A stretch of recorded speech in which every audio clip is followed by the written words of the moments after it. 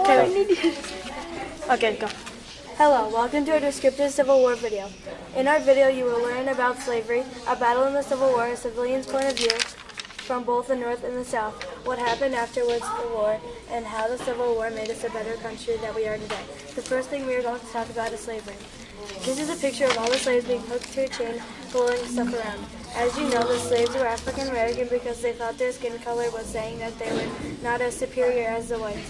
The American Civil War had a profound effect on the lives of slaves. Slaves first arrived in America in Virginia in 1619. The Underground Railway was a way by which slaves could find freedom.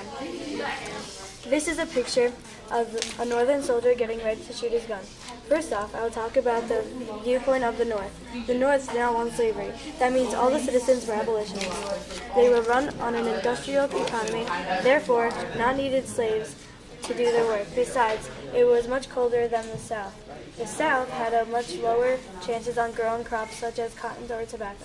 Now you can look back and see that the North had a better mind about money. South. Here's a picture of a southern soldier. The South had a warm climate, well for agriculture. The South did not have many slave people to do their work, so instead they brought slaves to do their work.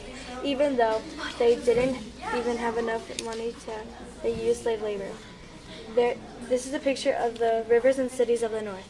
The North had a cold temperature in the winter and warm temperatures in the summer and spring. The rivers of the North were shallow, rough, and hard for navigation. They had a great economy. Most of the streets in the city are dirty and crowded.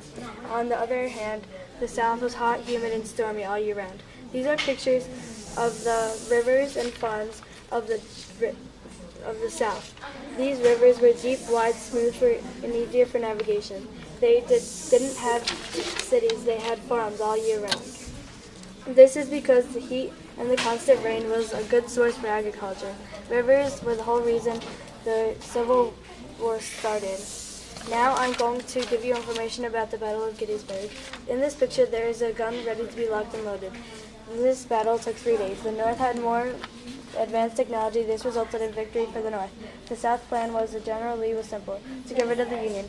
Along with the Union lining on the first day, the battle was not an offensive shift, but a defensive one, resulting in one of the most famous and bloody battles.